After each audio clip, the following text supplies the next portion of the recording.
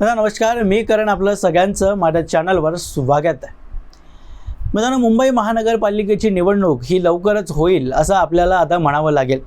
कारण मागच्या 2-3 आठवड्यांपासून मुंबईचं राजकारण हळूहळू तापवण्याचा प्रयत्न होतोय आणि एखाद्या पक्षाला निवडणूक लढवण्यासाठी जो कार्यकर्त्यांचा उत्साह लागतो, जो कार्यकर्त्यांना वॉर्मअप देण्याची गरज असते, तशाच प्रकारचा वॉर्मअप हा राज ठाकरे, उद्धव ठाकरे आणि एकनाथ शिंदे हे आपल्या कार्यकर्त्यांना देताना दिसत आहेत. कारण ही निवडणूक या तिघांसाठी अत्यंत महत्त्वाची आहे. कारण विधानसभेच्या निवडणुकीत तुम्हाला माहिती आहे की ज्या प्रकारचं वातावरण होतं त्यावरून मलासुद्धा असं वाटत होतं की कदाचित जास्त आमदार नाही, पण राज ठाकरेंना एखादे 4-5 आमदार तरी यावेळी निवडून आणता येतील. कारण जो घोळका एक निर्माण झालेला होता आणि सगळ्याच पक्षांविषयी लोकांच्या मनात एक शंका निर्माण झालेली होती, त्यावरून असं वाटलं की राज ठाकरेंना कदाचित मुंबईतली लोक तरी मतदान करतील. पण विधानसभेच्या निवडणुकीचे परिणाम लागले आणि जो एक आमदार त्यांच्याकडे होता तो सुद्धा राज ठाकरेंना गमवावा लागला. म्हणजे त्यांना आमदार निवडून आणता आले फक्त आणि फक्त 0. आणि त्यांचे बंधू उद्धव ठाकरेंना सुद्धा जे देवेंद्र फडणवीसांचं राजकारण एकेकाळी संपवायला निघालेले होते, त्यांना सुद्धा फक्त 20 आमदारच निवडून आणता आले.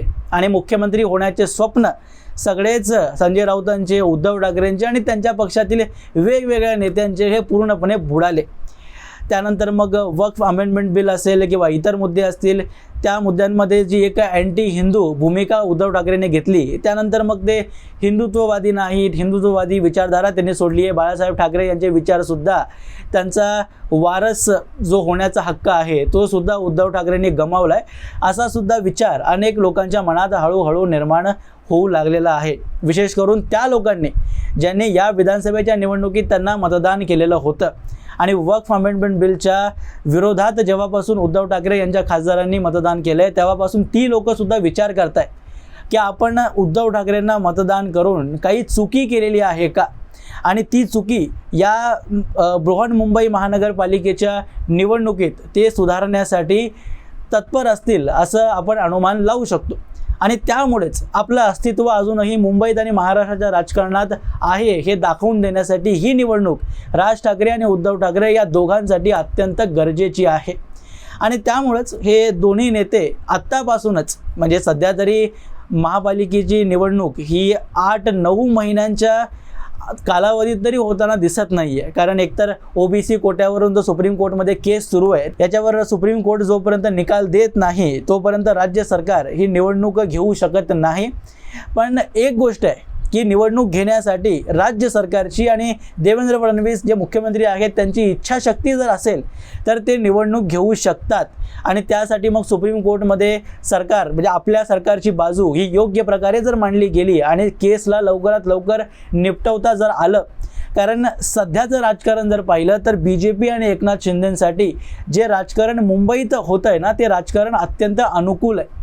आणि आत्ता जर निवडणूक झाली BMCची तर एकनाथ शिंदेंना सर्वात मोठा फायदा होण्याची शक्यता आहे. कारण मित्रांनो, राज ठाकरेंनी जो एक मुद्दा उचलला आहे की उत्तर भारतीयांमुळे मराठी लोकांचा हक्क मारला जातो आणि मग जे व्हिडिओज वगैरे आपल्यासमोर आले मारहाणी करण्याचे, त्याच्यानंतर जो एक नरेटिव्ह बिल्ड झाला आहे की उत्तर भारतीय हे राज ठाकरेंना किंवा उद्धव ठाकरेंना मतदान करणारच नाहीत आणि यांची मतं ही BJP आणि एकनाथ शिंदे यांच्या पक्षाकडे एकवटली जातील. आणि जर असं झालं, कारण मुंबईच्या लोकसंख्येमध्ये जवळजवळ 50% हिस्सा हा परप्रांतीय लोकांचा आहे. आणि जर ही 50% मतं जर एकवटली BJP आणि एकनाथ शिंदेंकडे, कारण तुम्हाला एवढा तर अंदाजा असणारच आहे की फक्त परप्रांतीय मतं ही BJP आणि एकनाथ शिंदेंना जाणार नाही आहेत. जी बाकीची 40-45% हे मराठी लोक आहेत त्यांचीसुद्धा जवळजवळ एक 25-30% मतदार हे एकनाथ शिंदे आणि BJPकडे जाणार. त्याच्यामुळं जर हेच समीकरण, हेच राजकारण जर BMCच्या इलेक्शनपर्यंत चाललं तर एकनाथ शिंदे आणि BJPला लँडस्लाईड विक्ट्री ही BMCच्या इलेक्शनमध्ये मिळू शकते. आणि त्याच्यामुळंच जी निवडणूक आहे ती लवकरात लवकर होऊ शकते असं मला वाटतं. कारण एकनाथ शिंदे आणि BJP यांचा जो कॉमन शत्रू आहे तो उद्धव ठाकरे. त्या दोघांनाही उद्धव ठाकरेंना मुंबईच्या राजकारणातून पूर्णपणे नेस्तनाबूत करायचं आहे. आणि विशेष करून एकनाथ शिंदेंना उद्धव ठाकरेंसोबत राज ठाकरेंना सुद्धा मुंबईच्या राजकारणातून साईडलाईन करायचं आहे. कारण विधानसभेच्या निवडणुकीत उद्धव ठाकरेंना जे 10 आमदार मुंबईत निवडून आणता आले, त्या 10 आमदारांपैकी बहुतांश आमदार जे आहेत ते निवडून आले नसते जर राज ठाकरे हे महायुतीमध्ये आलेले असते. आता महायुतीमध्ये सेटिंग का झाली नाही, राज ठाकरेंना का घेतलं नाही, यामागची अनेक कारणं आहेत. त्यातलं एक कारण असू शकतं की एकनाथ शिंदेंनीच कदाचित विरोध केला असेल की मुंबईत मला आता राज ठाकरे आणि उद्धव ठाकरे या दोघांनाही ग्राउंड द्यायचं नाही आहे आणि आम्ही सेपरेटली मुंबईत एक शिवसेना म्हणूनच विधानसभेची निवडणूक लढवणार आहोत, अशा प्रकारचा निर्णय कदाचित त्यांनी घेतला असेल. आणि त्यामुळेच देवेंद्र फडणवीस आणि राज ठाकरेंची मैत्री असतानाही आणि जी कंडिशन तयार झालेल्या होत्या त्यात असं वाटत होतं की राज ठाकरे हे येतील, पण एंड टाईमपर्यंत म्हणजे निवडणुकीच्या शेवटच्या दिवसापर्यंत जेव्हा जी उमेदवारीचा अर्ज भरायचा असतो त्या दिवसापर्यंत राज ठाकरे आणि त्यांच्या कार्यकर्त्यांना असं वाटत होतं की BJP सोबत युती होईल, पण अखेरपर्यंत ती झाली नाही आणि त्याचा फटका हा एकनाथ शिंदेंना मोठ्या प्रमाणात बसला. विशेष करून 2 जागांचं उदाहरण जर तुम्हाला द्यायचं म्हटलं तर माहीमची जी जागा आहे तिथे अमित ठाकरे म्हणजे राज ठाकरेचे चिरंजीव उतरलेले होते आणि सदा सरवणकर जे अगदी इझिली माहीमची जागा निवडून आणू शकले असते, त्यांना तिथे हार पत्करावी लागली. आणि आदित्य ठाकरेंचं वरळीचं मतदारसंघ जे आहे तिथे आदित्य ठाकरे यावेळी पक्का हरले असते जर राज ठाकरेंचे विश्वासू कार्यकर्ते संदीप देशपांडे जर त्या मतदारसंघात उभे राहिले नसते किंवा मग तेच उभे राहिले असते, शिवसेनेचा उमेदवार उभा राहिला नसता, तर महायुतीचा उमेदवार जो आहे तो तिथे निवडून आला असता आणि आदित्य ठाकरेंना वरळीमध्ये हार पत्करावी लागलेली असती. आणि विचार करा, जर आदित्य ठाकरे निवडणूक हरले असते तर उद्धव ठाकरेंसाठी हा किती मोठा धक्का असता आणि एकनाथ शिंदेंसाठी मुंबईच्या राजकारणात किती मोठं एज त्यांना मिळालं असतं. आणि पण ते मिळालं नाही. ह्याचं कारण म्हणजे राज ठाकरेंचा पक्ष. आणि त्यामुळेच मला असं वाटते की यावेळी एकनाथ शिंदे हे उद्धव ठाकरे यांच्यासोबतच राज ठाकरेंना सुद्धा साईडलाईन करण्यासाठी पूर्ण प्रयत्न करणार आहेत. आणि त्यासाठीच मग हे समीकरण बांधण्याचा प्रयत्न होतोय. आणि राज ठाकरे ज्या प्रकारचं राजकारण करतायत त्यामुळे असं वाटतं की समोरूनच राज ठाकरे एकनाथ शिंदेंना संधी देत आहेत की या जी मराठी मतांसोबत जी परप्रांतीय मतं आहेत ती सुद्धा तुमच्याकडे ढकलण्याचं काम मीच करतो.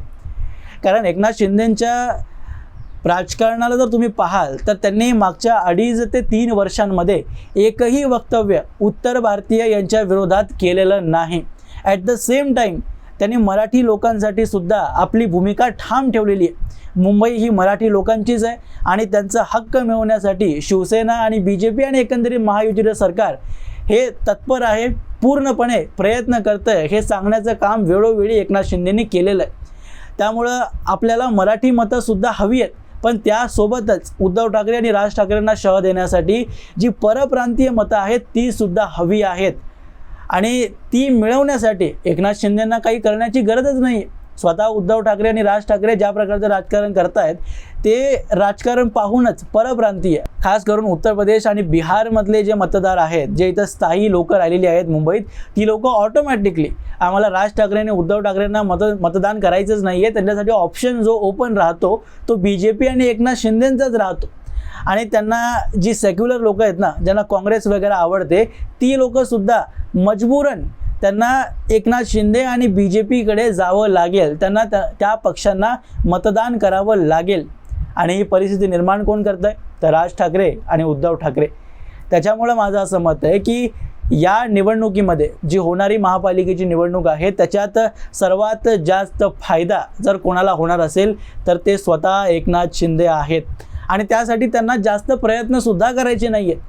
फक्त एक उत्तर भारतीय किंवा या लोकांविषयी काही वक्तव्य करायची गरज नाही आहे. आपली भूमिका फक्त ठाम ठेवायची आहे की आम्ही मराठी लोकांसाठी अजूनही शिवसेना ही लढा देण्यासाठी तत्पर आहे. फक्त एवढं वेळोवेळी भाषणात बोलायचं आहे. एवढं रणनीती ही जर एकनाथ शिंदेंनी चांगल्या प्रकारे पार पाडली तर बृहन्मुंबई महानगरपालिकेच्या निवडणुकीत लँडस्लाईड विक्ट्री ही एकनाथ शिंदे आणि BJP आणि अजित पवारांच्या सोबत ही त्यांना मिळायला कोणीही विरोध करू शकत नाही. एवढी ताकद एखाद्याही पक्षाची मुंबईत मला सध्या तरी दिसत नाही आहे. त्यामुळं एकनाथ शिंदेंना अनेक लोक हे मूर्ख समजतात. अनेक लोकांना असं वाटतं की एकनाथ शिंदे हे BJPचे कठपुतली आहेत, त्यांना बाहुल्यागत देवेंद्र फडणवीस हे कंट्रोल करत असतात. पण इतकं सोपं नाही आहे. एकनाथ शिंदे हा शिवसेनेमध्ये सक्सेसफुली यशस्वीरित्या बंड करू शकणारा पहिला नेता आहे. नारायण राणे आणि छगन भुजबळांसारखे अनेक नेते बाळासाहेब ठाकरे हयात असताना अनेक वेळा हे विरोध करून आणि बंड पुकारून बाहेर निघालेले आहेत, पण त्यांना कधीही पक्ष फोडता आलेला नाही. एकनाथ शिंदे यांनी पक्ष फोडला आणि वेगळा पक्ष स्थापन केला नाही, तर शिवसेनाच आपल्याकडे आणली. उद्धव ठाकरेंना डायरेक्टली बाहेर केलेलं आहे. त्यामुळं मी असं मानतो की एकनाथ शिंदे डील करण्यासाठी इतके सोपे नाही आहेत. अगदी कुशाग्र बुद्धीचे राजनेता या मुंबईच्या राजकारणात एकनाथ शिंदे आहेत असं आपल्याला मान्य करावं लागतं. असो मित्रांनो, याबद्दलची तुमची मतं मला कमेंट बॉक्समध्ये अवश्य सांगा आणि अशाच माहितीपूर्ण व्हिडिओज पाहण्यासाठी माझ्या चॅनलला सबस्क्राईब जरूर करा.